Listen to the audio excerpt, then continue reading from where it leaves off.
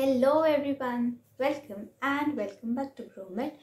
So in this video I am back with a super cool technique for you all for the MCQs. Okay, so which will help you in solving the MCQs, and trust me, this is like one of the best techniques I have found, and I've also used this technique. So according to my personal experience, I'm saying it to you all that please you can also try it, and this will definitely gonna help you. So what is this method? So this is the rule out method. Okay, so what does it stand for and how you need to solve the questions using this technique? I will be explaining all those things in this video, so stay tuned and watch the video till the end. If you're new to GrowMed, subscribe to GrowMed and tap the bell icon so that you do not miss any regular study tips. Okay, so let's start the main purpose of this video, and the method is the rule out method, which I've already said. So this is one of the best technique to solve the MCQ like real quick, and if you do not know anything in the question, if you do not have any idea about the question, then you can use this method to solve the MCQs. So this goes with read the question first and find the buzzwords in the question. Okay, so first you'll be reading the question, and this will be mostly helpful in those cases in which you can find the clinical cases. So clinical case based questions, in which there'll be 4 or 5 things described in the question, and you need to just find out the buzzwords and connect it with the options given in the paper. So you'll be having 4 options, right? From the 4 options you need to rule out one by one, and like this you can easily reach to the diagnosis. Okay, so go on cancelling the wrong options or the options which you don't connect with the question, and then tada, you will be reaching to the correct option easily. Okay, so this is quite easier, and I will also show you now. I'll share my screen and we will be solving 2-3 MCQs using this method, so that you'll come to know about it, and also it will be you need to apply this from now only. So start your practice using this question, using this technique. So start your practice using this technique, so that in the till the exam you'll be developing this, and easily it will be helping you.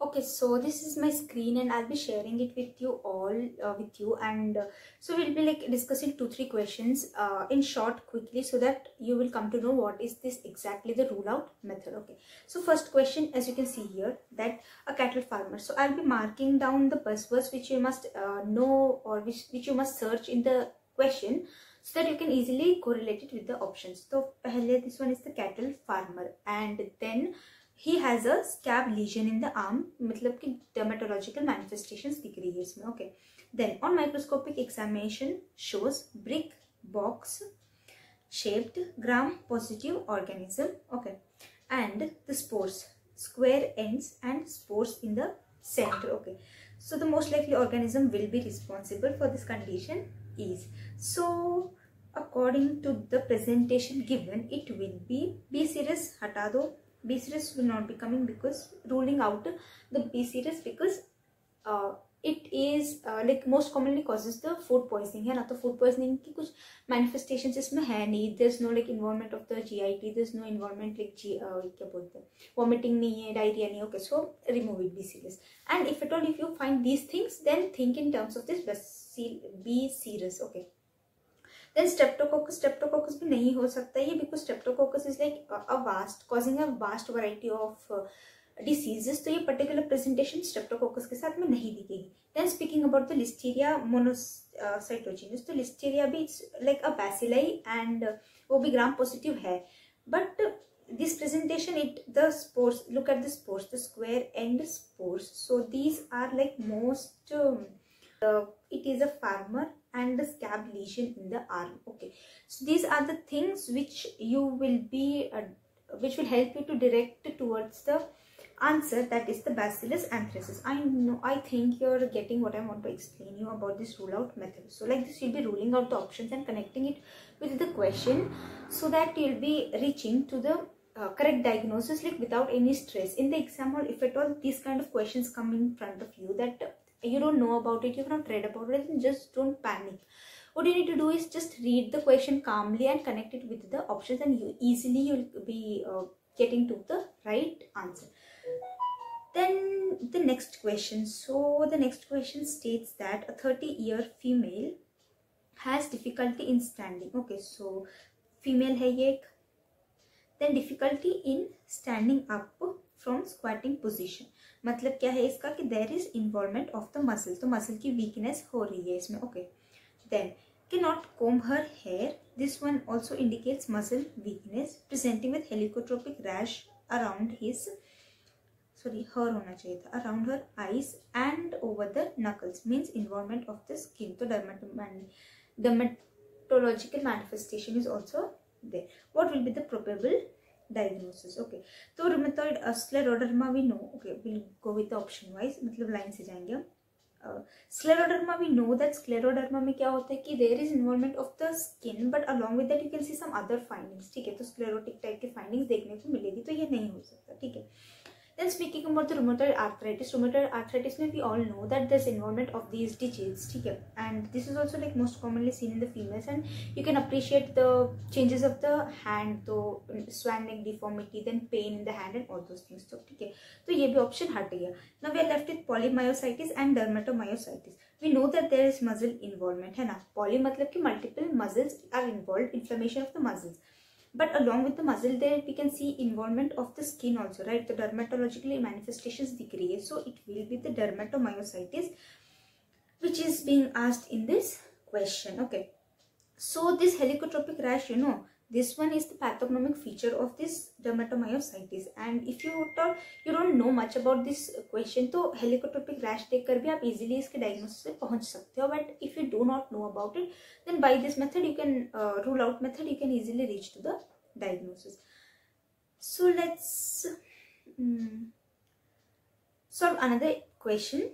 Okay, so this time you read the question and think what can be the diagnosis by using this method. Okay, so I'll be giving you just 30 minutes, so read it and come to the conclusion what can be the diagnosis.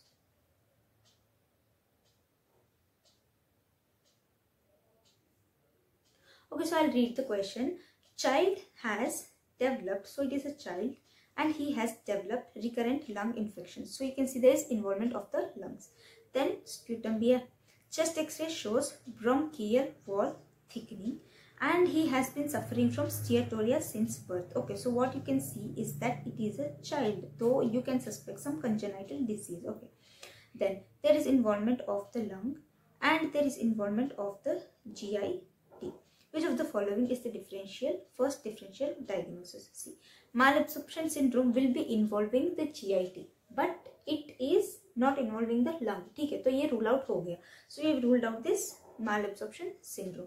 Then moving on to the hyaline membrane disease. So hyaline membrane disease will be involving the lung and not the GIT, है ना. तो we know that hyaline membrane disease, तो इसमें भी respiratory distress देखने को मिलता है and lung infections. ठीक है, तो this is not, because इसमें GIT की presentation नहीं है, तो ये भी rule out हो गया. Now we are left with the two options: alpha 1 antitrypsin deficiency as well as the cystic fibrosis. Okay, so alpha antitrypsin deficiency में भी ना you can see mainly the involvement of this lung, and the presentation will be similar to this hyaline membrane disease, I think, क्योंकि इसमें भी वही होता है ना, that the alveoli will be collapsing. So this will be causing the lung as well as the liver. Okay, so lung and liver involvement can be seen. तो ये तो इसमें नहीं होगा फिर, क्योंकि इसमें liver की कुछ presentation हमको नहीं दिख रही है. Okay, so this one is also ruled out.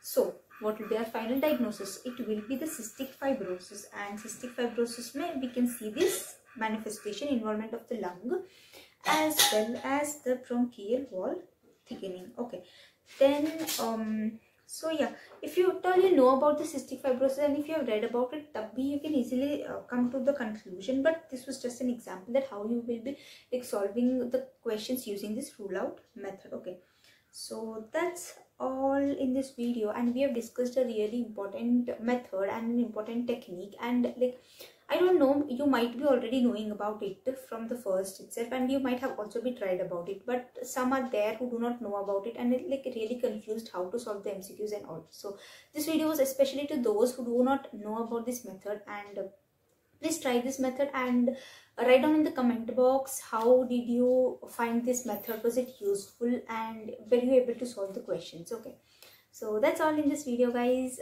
Stay tuned for more amazing videos related to the FMG as well as the NEET PG, because the content will be the same for the NEET PG as well, but only thing changes is the concepts will be same, only the pattern of the exam changes, right? So NEET PG students also, you can follow this, and also the FMG students. Okay, so thank you so much for watching this video once again.